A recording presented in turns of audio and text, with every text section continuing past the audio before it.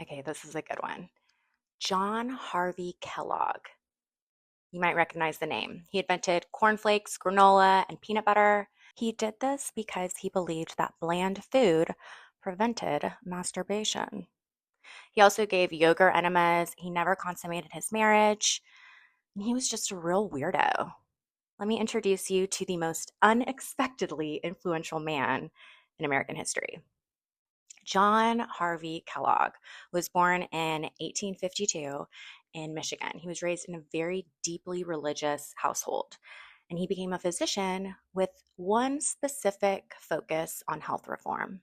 He basically wanted everyone to stay masters of their domain. In 1876, at age 24, he took over the management of the Western Health Reform Institute in Battle Creek, Michigan. He renamed it the Battle Creek Sanitarium, and over the next few decades, he turned it into one of the most famous resorts in America. The Battle Creek Sanitarium was this luxury destination. Presidents came, celebrities came. C.W. Post, who would go on to create his own cereal empire, was a patient as well. John D. Rockefeller visited. The place had beautiful grounds, state of the art facility, and extremely confident medical opinions. Kellogg's theories were rooted in this concept called biologic living. The body was a machine. Put in pure fuel, get pure output. He was anti alcohol, anti tobacco, anti caffeine, anti meat years before any of this was mainstream. He was also firmly and emphatically anti sex. Kellogg believed that sexual excitement, and particularly masturbation, was the root cause of a spectacular range of illnesses.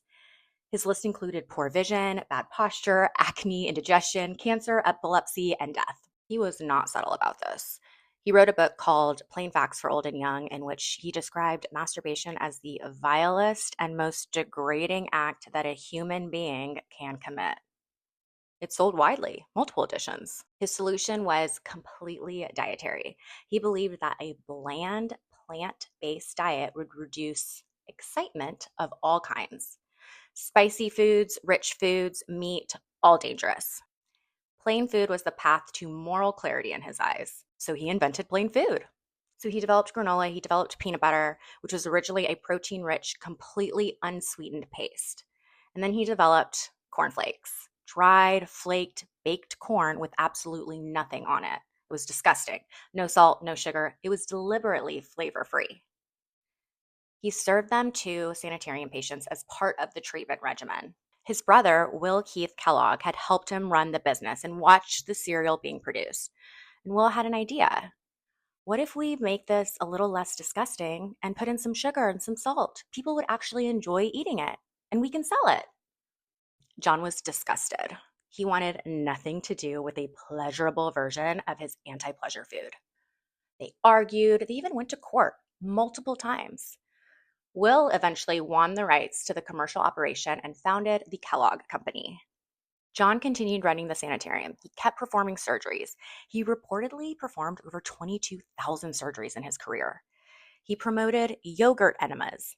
Literally, he would inject yogurt into the colon as a way to restore intestinal health. He had one administered daily himself. No surprise, he also never consummated his marriage. He and his wife Ella slept in separate rooms throughout their 40-year marriage. They adopted 41 children. Ironically, he wrote several of his books on their honeymoon. I bet that was a boring honeymoon. He lived to be 91. The lesson here, motivation is not the same as correctness. Kellogg was deeply motivated, incredibly disciplined, wildly influential, and wrong about almost everything that mattered. But he accidentally invented breakfast, and that's kind of cool.